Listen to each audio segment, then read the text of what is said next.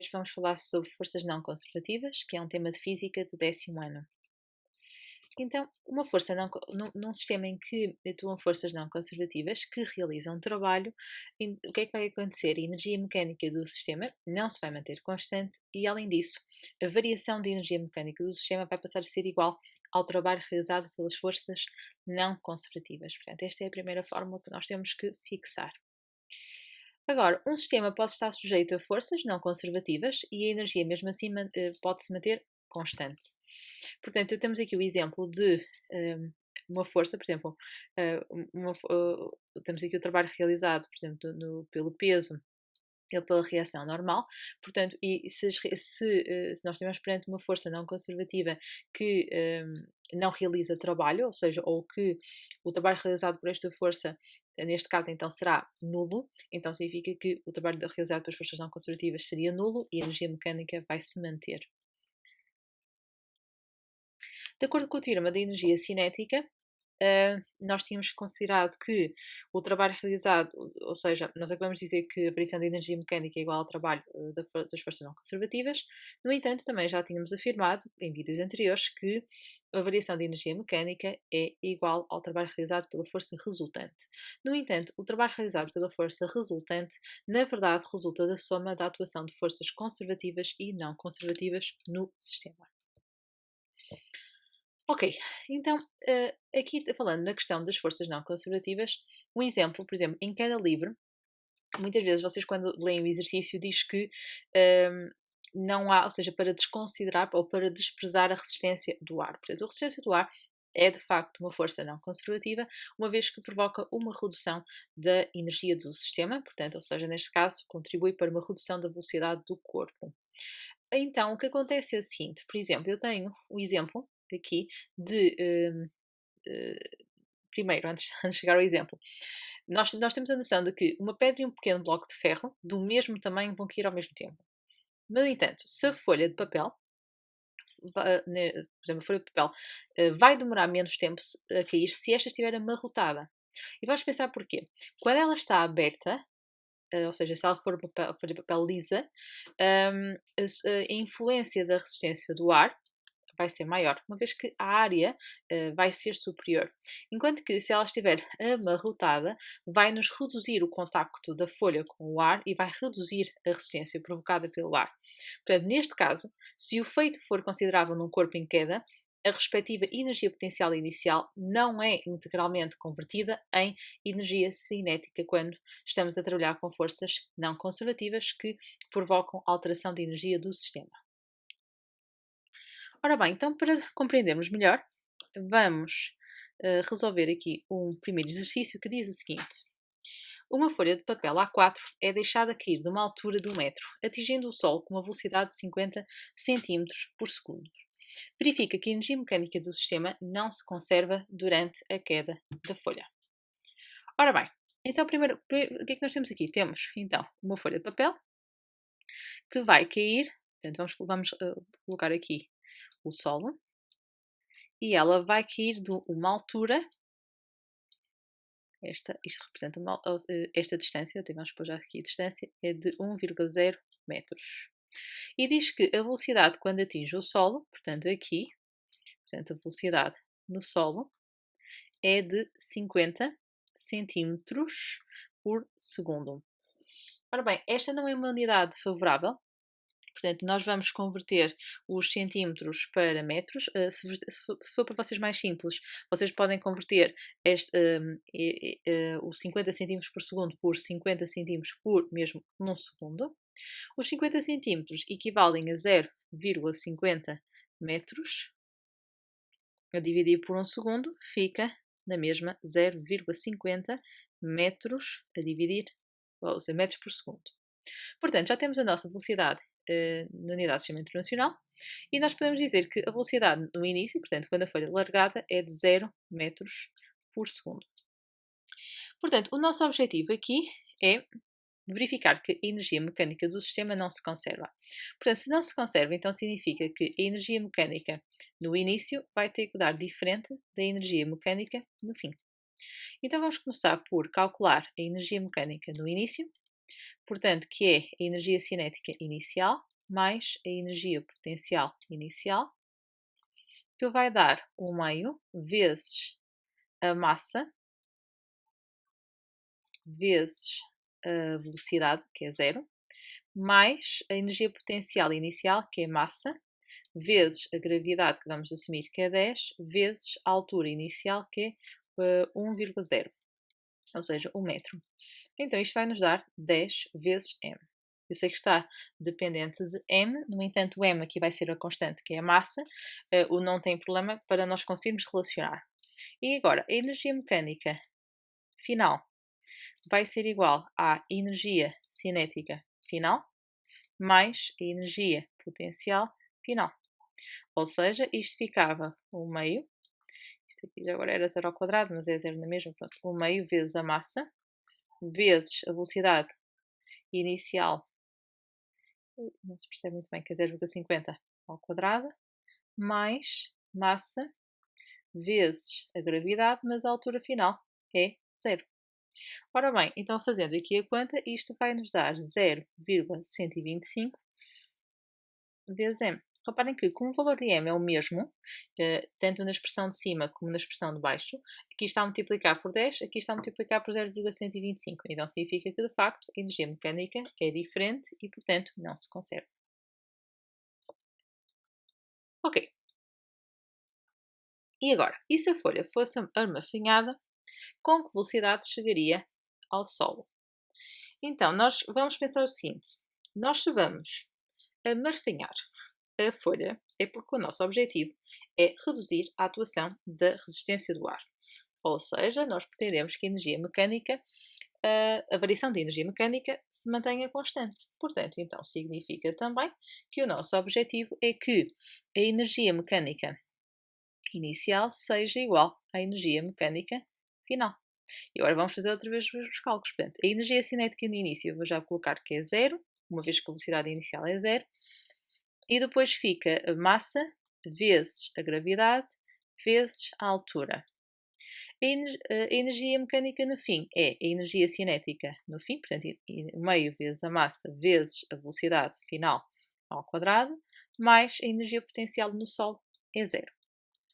Ora bem, as massas vão acabar por simplificar, e então nós vamos ficar que 10 vai ser igual a velocidade final ao quadrado sobre 2, e portanto a velocidade final ao quadrado vai ser igual a 20. Ou seja, a velocidade final vai ser aproximadamente 4,5 metros por segundo. Mais um exercício ainda sobre a atuação então das forças não conservativas e diz o seguinte: na figura está representada uma calha cuja superfície está revestida por um material rugoso. Ou seja, portanto, aqui já há a indicação que há a atuação de, portanto, o material é rugoso, portanto, há a atuação de forças não conservativas.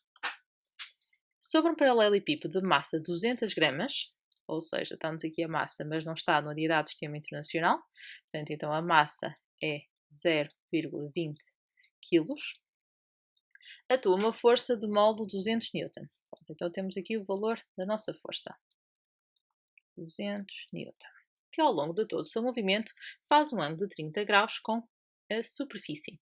Reparem que esta indicação é que a força que está a atuar no bloco, e vou colocar aqui outra cor só para poder desenhar na figura. Então, aqui, vou pôr aqui o bloco. Ele diz que a força, portanto, agora reparem, em vez da força estar a atuar na linha do deslocamento, está a atuar, não é, com uma inclinação de 30 graus.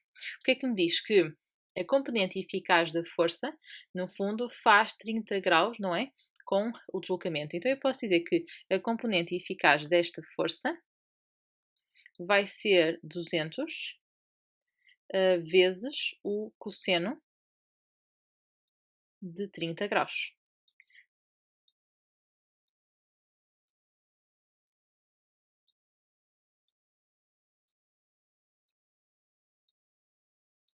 E isto vai dar aproximadamente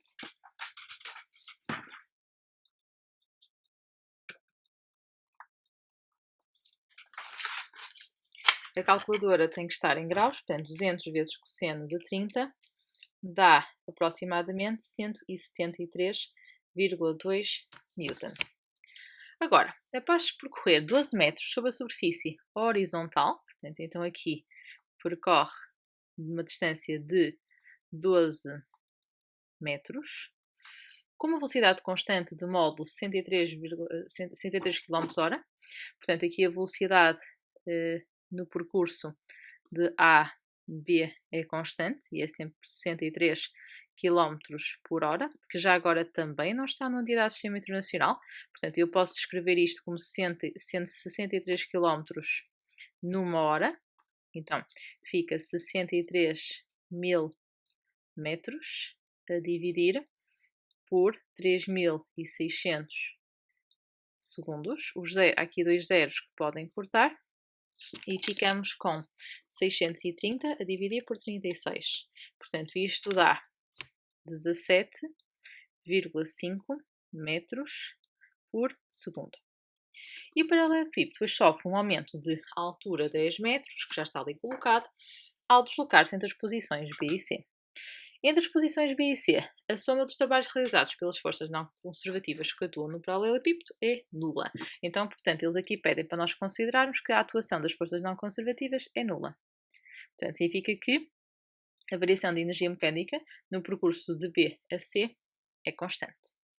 Ok, já temos aqui os nossos dados todos. Vamos avançar para a pergunta seguinte. Considera o Sol como nível de referência de energia potencial gravítica e a resistência do ar desprezável.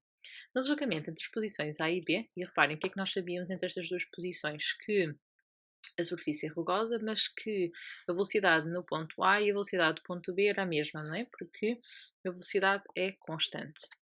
Então significa que a variação de energia, ou seja, a energia mecânica do ponto A tem que ser igual à energia mecânica no ponto B, porque os dois pontos encontram-se à mesma altura, e neste caso é o solo, portanto a energia potencial é zero, e se eles têm a mesma velocidade, portanto então eu posso afirmar que a energia mecânica em A é igual à energia mecânica em B, que é equivalente a dizer que a variação de energia mecânica é zero, ou seja, que o trabalho realizado pelas forças não conservativas também vai ser zero. Portanto, a opção correta seria a D. O trabalho das forças não conservativas que atuam sobre o paralelepípedo é nulo. Agora, na 2.2, calcula a intensidade da força de atrito que atua sobre o paralelepípedo no percurso considerado horizontal. Admite que a força de atrito se mantém constante e que tem a mesma direção do movimento. Tem a direção, mas tem sentido oposto. Portanto, nós acabamos de concluir que o trabalho realizado pelas forças não conservativas é zero. Mas quais são as forças não conservativas que estão a atuar no bloco no percurso horizontal? É o trabalho realizado pela força F, mais o trabalho realizado pela força de atrito, dado-se tratar de uma superfície rugosa, mais o trabalho realizado pela reação normal. E isto vai ter que ser igual a zero. Ora bem, o trabalho realizado pela força F seria a força, vai ser a força F vezes o deslocamento vezes o cosseno de 30. Que nós já tínhamos feito há um bocado, portanto nós já tínhamos calculado aqui esta parte, que era a componente eficaz, não é? Porque o trabalho realizado pela força também pode ser a força eficaz vezes o deslocamento. Depois, portanto, este produto aqui remete para a força eficaz. Mais o trabalho realizado pela força de atrito, portanto a intensidade da força de atrito é o que eu quero saber, o deslocamento volta a ser D, e depois aqui fica o cosseno de 180 graus, uma vez que o sentido da força de atrito é sempre oposto ao movimento. A reação normal, portanto, eu precisava da intensidade da reação normal, só que o deslocamento seria o mesmo, no entanto, a reação normal vai fazer um ângulo de 90 graus com o deslocamento, portanto seria igual a zero. Então vamos ficar com a força eficaz, vamos buscá-la aqui, que era 173,2, 173,2 vezes o deslocamento, mais a força de atrito vezes o deslocamento vezes menos 1, mais 0, igual a 0. O deslocamento podemos ir buscá-lo a 12 metros. Embora nós ao simplificarmos vai cortar, portanto, se quisermos, até podemos só dizer que a força de atrito vai ser igual a 173,2 vezes D a dividir por menos D. Os Ds cortam e então a força de atrito vai dar, aqui falta momentos, só porque ele passou para outro membro. Então a força de atrito vai ser igual a 173,2 Newton aproximadamente. 2.3 pede determina o módulo da velocidade com que o paralelepípedo passa no ponto C. Portanto, as informações que nós temos são que a velocidade no ponto B em unidade de sistema internacional é 17,5 metros por segundo e que a altura no ponto B é de 0 metros. A velocidade no ponto C é o que nós queremos descobrir e a altura em C é de 10 metros. Ora bem, o trabalho realizado pelas forças não conservativas no percurso BC é zero, uma vez que eles dizem essa informação no próprio enunciado. Logo, como isto é igual à variação de energia mecânica, então, sendo isto igual a zero, vamos ter também que a energia mecânica vai ser zero. Ou seja, a energia mecânica no ponto B vai ser igual à energia mecânica no ponto C. A energia mecânica no ponto B fica a energia potencial, portanto, 1 meio vezes a massa, que é de 0,2 vezes a velocidade ao quadrado, portanto, 17,5 ao quadrado, e a energia potencial é zero porque a altura é zero. A energia mecânica no ponto C é 1 meio vezes a massa vezes a velocidade em C ao quadrado, mais, agora a energia potencial é massa, que é 0,2, vezes a gravidade, vezes a altura. Ora bem, podemos simplificar o 0,2 e vamos ficar com 17,5 ao quadrado a dividir por 2, igual a velocidade em C ao quadrado também a dividir por 2, mais 100. Multiplicando tudo por 2, vamos ficar apenas com 17,5 ao quadrado, igual a velocidade em C ao quadrado, mais 200. E agora temos de fazer a conta, portanto, 17,5 ao quadrado menos 100 dá 206,25. Portanto, significa que a velocidade em C ao quadrado é igual a 206,25. E agora, ao fazermos a raiz quadrada, vai-nos dar que a velocidade em C é aproximadamente 7,3 metros por segundo. Agora, a força exercida pela rampa sobre o paralelepípedo ao longo do seu movimento ascendente, podemos dizer que faz um par ação-reação com o peso. Só que o que acontece? Na parte, portanto, nós temos a superfície horizontal, não é? E depois temos a parte da rampa. No movimento ascendente, o trabalho realizado pelo peso depende da massa, da gravidade e da altura. Portanto, por sua vez, a altura depende da inclinação da rampa. Então, significa que nós podemos afirmar que seria AB, portanto, tem um molde que depende da inclinação da rampa. Na 2.5, diz conclua justificando se o sistema paralelepípedo mais terra ao longo do plano é conservativo. Ora bem, nós aqui temos que perceber o seguinte, que tanto no percurso horizontal, quer no percurso inclinado, o trabalho realizado pelas forças não conservativas foi nulo. Não significa que não houve atuação de forças conservativas, o que significa é que a soma de todas as forças não conservativas que atuaram no bloco deu zero. Ou seja, isto por sua vez vai implicar que a variação de energia mecânica do sistema ao longo de todo o percurso também seja zero. Ou seja, vai implicar que o sistema seja conservativo. Portanto, significa que recapitulando, o sistema neste caso é conservativo, porque apesar de atuarem forças não conservativas, o trabalho realizado por todas as somas, a soma de todas as forças não conservativas que atuam no sistema ao longo do percurso, é sempre nulo e faz com que a variação de energia mecânica do sistema seja zero. Este é o último a linha deste exercício e também é o último exercício deste vídeo. Espero que tenha sido útil. Caso ainda não tenham subscrito o canal, podem fazê-lo e até ao próximo vídeo.